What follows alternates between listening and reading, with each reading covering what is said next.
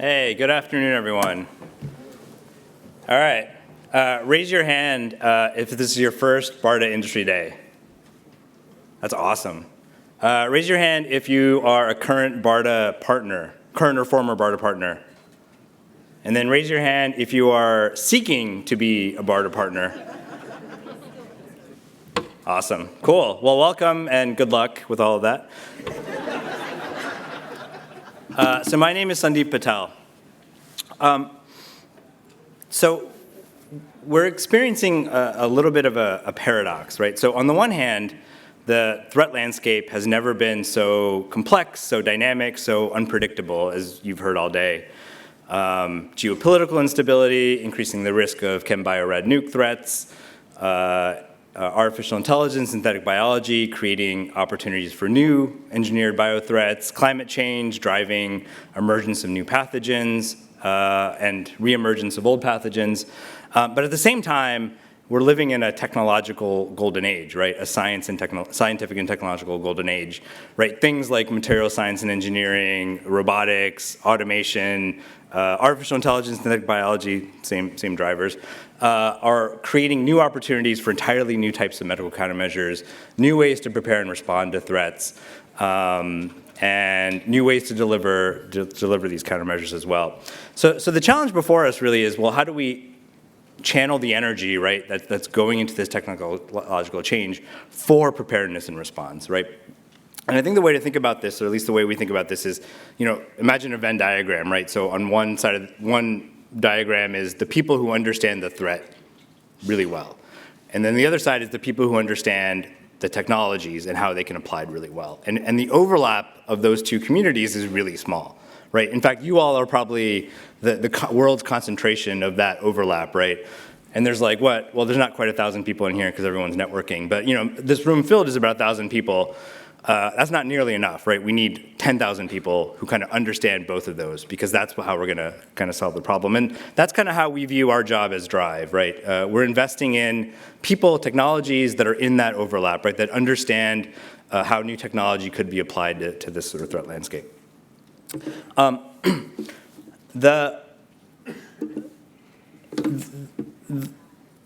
One of the challenges in this, right, is as new entrants kind of come into the space, you're talking about startups and entrepreneurs and all of these kind of outside experts, it becomes really challenging, and we think a lot about partnering, right, because it matters to make it easy to partner, to find different ways to partner with organizations.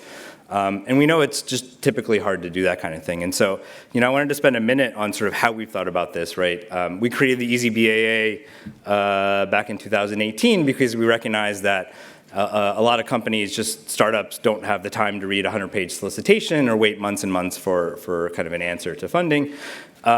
We also recognized, and we created the BARDA Accelerator Network because we don't always know who the groups that we should fund, and the companies that we're ideally supposed to fund or should fund probably don't even know who we are, right, or understand the problems, right? Again, the Venn diagram piece in there. We created the Blue Knight program with J&J, partly because we also recognize that a lot of companies may not be ready for BARDA partnerships, but still need to be supported and nurtured and get mentorship and could benefit from mentorship from both BARDA and J&J. So we have 45 companies in that partnership. We created BARDA Ventures because we also recognize that government funding is really difficult to navigate, even for those who know what they're doing. And so we're also offering through our partner GHIC a way to get investments through a typical venture capital transaction that most startups kind of understand.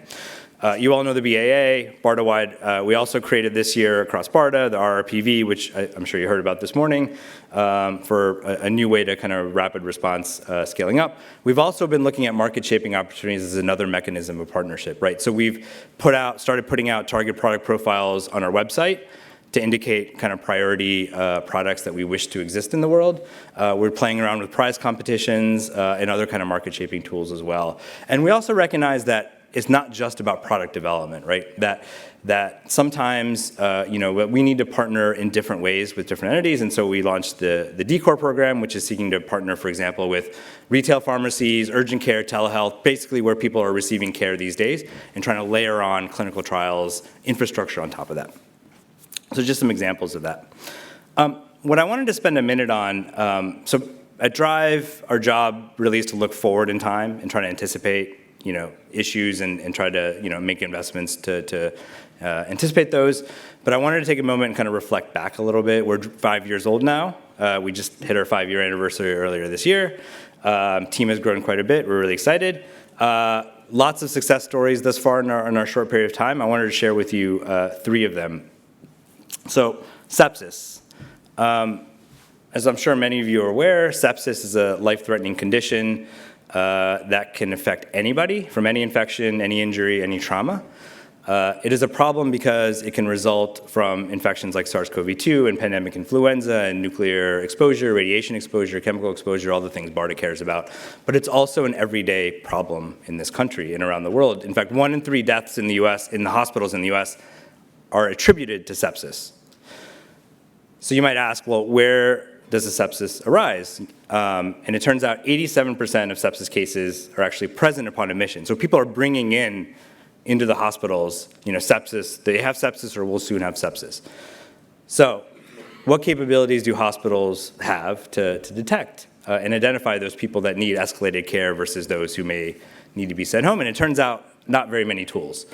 And so as part of our Solving Sepsis program, we partnered amongst many other groups with a company called Cytavale, which has a 10-minute blood test that's designed for the emergency department that gives this red, yellow, green output to tell you whether you should receive escalated care or you should go home.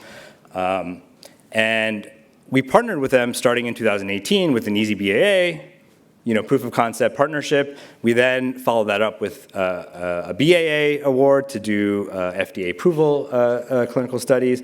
In between there, the company managed to raise some venture capital money. They received their 510K FDA clearance at the end of 2022. And then our partner, GHIC, which does the venture partnerships, made an investment to help scale up their commercialization.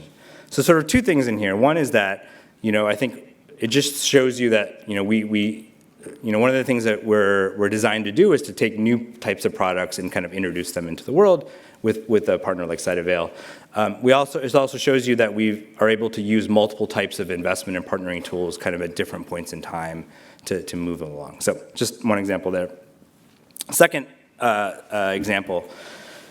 So it's really hard to be a startup in life sciences and med device space. You guys are all facing an extremely tough road. It's even tougher to be a startup in health security, pandemic preparedness, right? You can't walk into investor boardrooms right now and say you're a pandemic preparedness company. You're just going to get laughed out of the room, inevitably. And part of the issue, right, and there's a bunch of issues with this, but part of the issue is that we're still operating in this panic neglect funding cycle, right?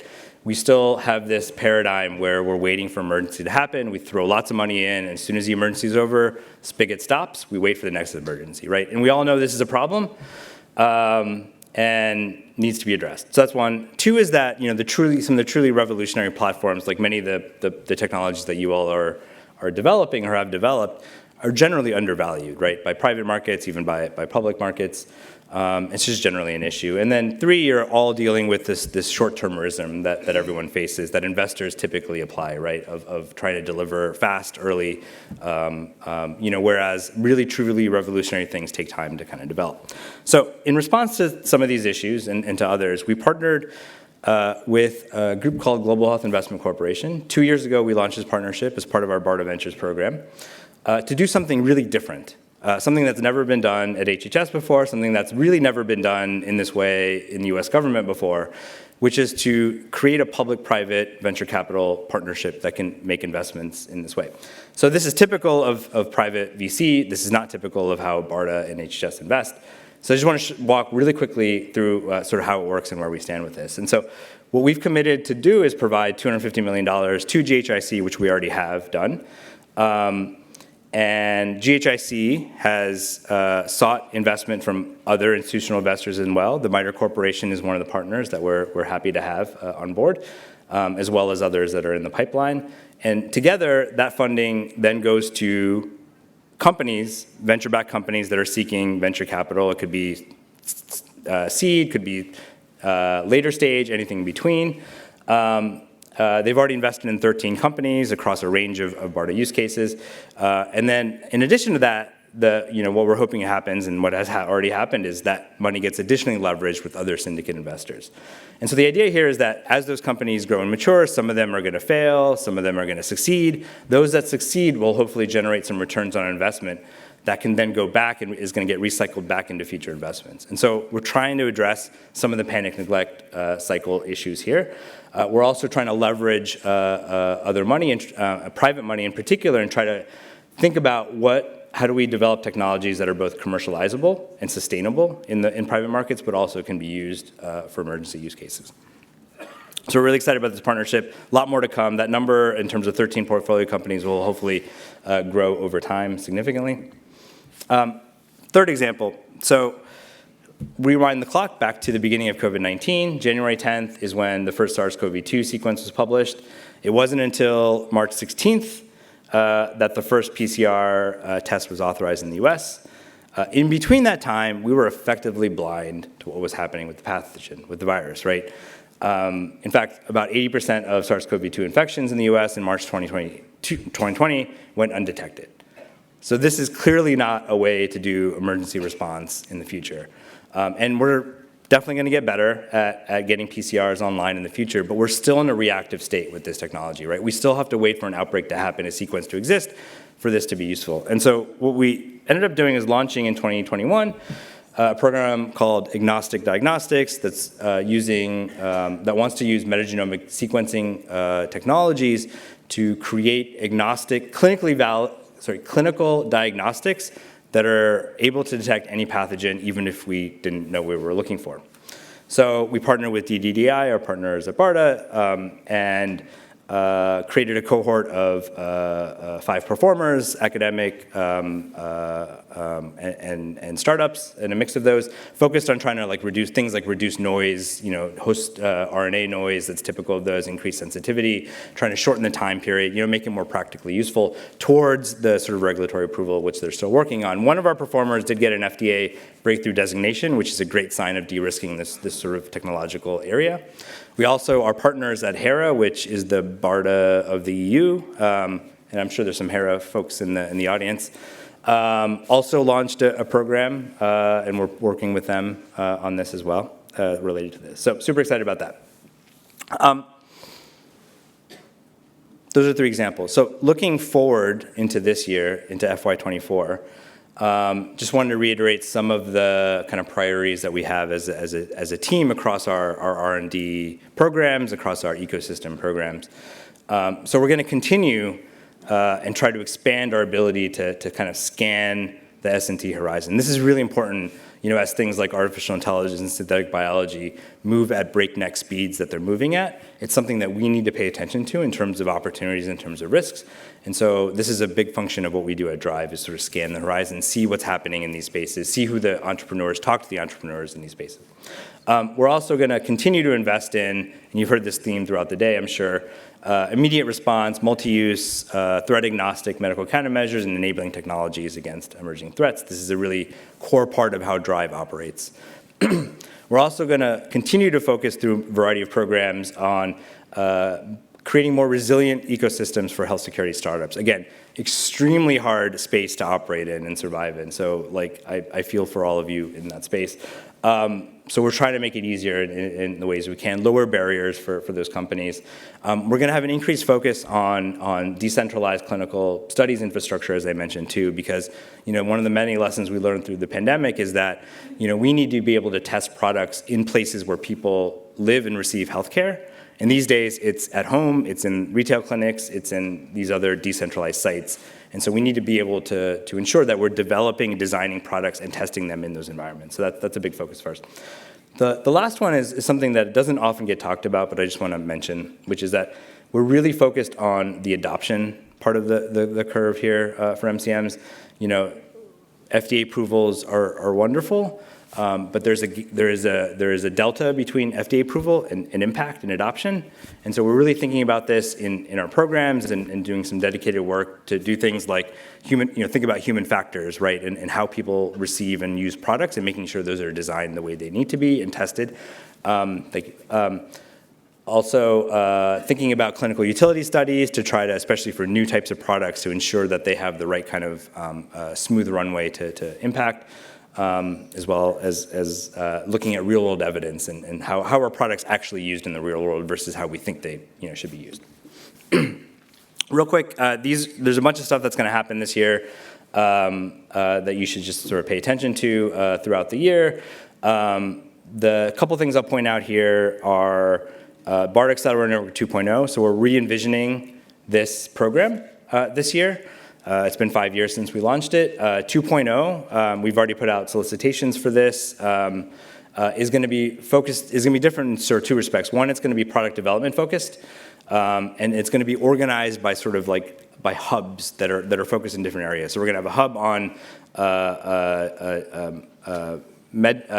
digital medtech devices, diagnostics devices. We're going to have a hub on therapeutics vaccines. We're going to have a hub on things like pediatric issues, a hub on enabling technologies. And so the idea is that these can serve as sort of rapid product development kind of hubs in the future that if we can identify a problem or an opportunity that they can kind of respond. The other one that I'm going to mention real quick is the vaccine patch prize competition. So this is part of Project NextGen. Again, you probably heard about it earlier today, but this is a prize competition we're going to put out later this year that's going to focus on advancing the development of vaccine patch delivery platforms as, again, part of Project NextGen. So more to come on that. We're always soliciting partners across many of our programs. These are the ones that are active right now. There will be other ones that might be active soon.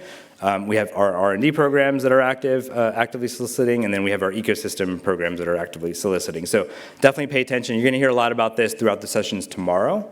So pay attention if you're interested in any of these, join the sessions. Check out our website at drive.hs.gov as well for more information. And then I'm going to leave you just with the list because I am just a talking head. The people who actually do the work, you're going to hear from tomorrow. They're probably scattered in the audience, but you're going to hear them in the sessions tomorrow. So again, be sure to join these sessions if any of these things are of interest to you. So thanks, everyone. I'm going to be around all day, so if you guys want to talk or chat, feel free to find me. But thank you.